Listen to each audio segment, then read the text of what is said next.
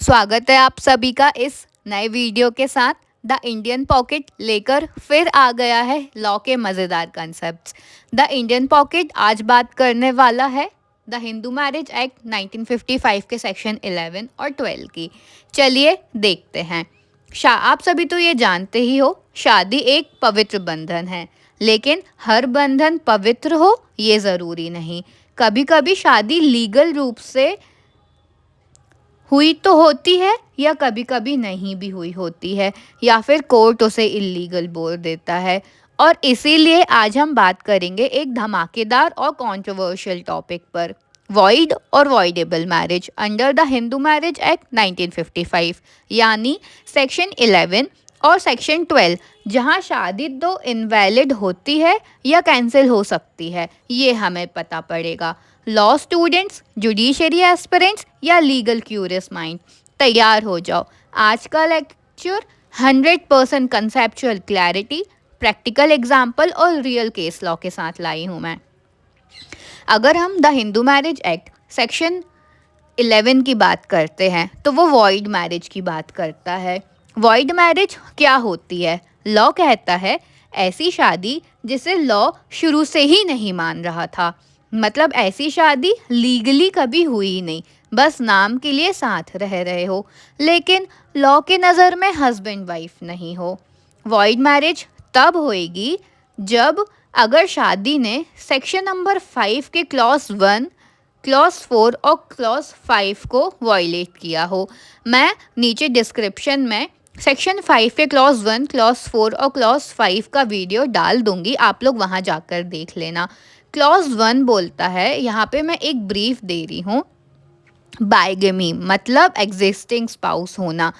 और क्लॉज 4 बोलता है प्रोहिबिट डिग्री ऑफ रिलेशनशिप, जैसे सगे भाई बहन। और क्लॉज 5 सपेंड रिलेशनशिप की बात करता है। डिग्री ऑफ नलिटी लेना ज़रूरी होता है ताकि कोर्ट ऑफिशियली डिक्लेयर करे कि मैरिज नल एंड वॉइड है।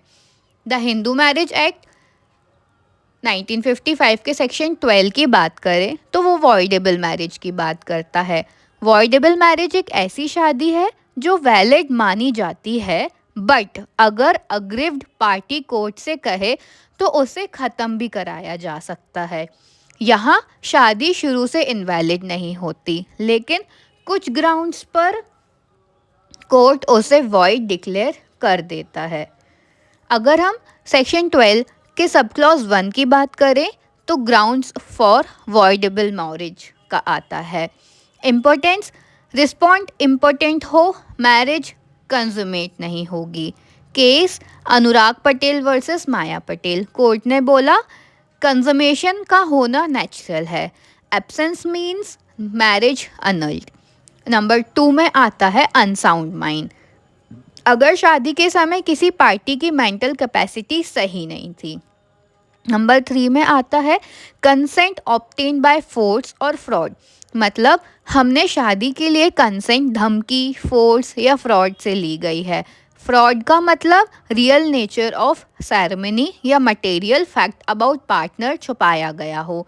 अगर हम इसका केस देखें, अनीमा रॉय वर्सेस मोहन रॉय का केस है 1969 का। Consent was given under pressure from family, marriage अनल्ड। अगर हम नंबर 4 देखें, wife pregnant by another man at the time of marriage. शादी के टाइम अगर लड़की किसी और के बच्चे से प्रेग्नेंट थी और हस्बैंड को नहीं पता था। अब section 12 of the Hindu marriage act 1955 का सब क्लॉज 2 इम्पॉर्टेंस लिमिटेशन की बात करता है। ये ध्यान देना बहुत इम्पॉर्टेंट है। कोर्ट हर वॉइडेबल मैरिज का केस एक्सेप्ट नहीं करता है। क्लॉज सी मतलब फोर्स या फ्रॉड, और क्लॉज डी मतलब प्रेगनेंसी बाय अनदर मैन, बस इन्हीं दिनों को कंसीडर करता है। अगर हम पॉइंट टू पॉइंट देखें तो आपको समझ में तो आ ही गया होगा कि क्या होता है वॉइड और क्या होता है वॉइडेबल मैरिज। और अगर आपको फिर से ये चीज़ समझ में नहीं आ रही है या आप इसकी एक और लॉन्ग वीडियो देखना चाहते हो तो please do let me know, I will make another video for you people as well. Screen पर मैंने वॉइड और वॉइडेबल मैरिज का डिफरेंस बिटवीन का एक चार्ट लगाया है। आप लोग उसे पढ़िए और कमेंट करिए कि शादी वॉइड है या वॉइडेबल है, दोनों का डिफरेंस एक लाइन में।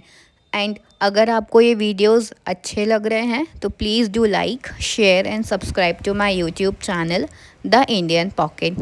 Thank you.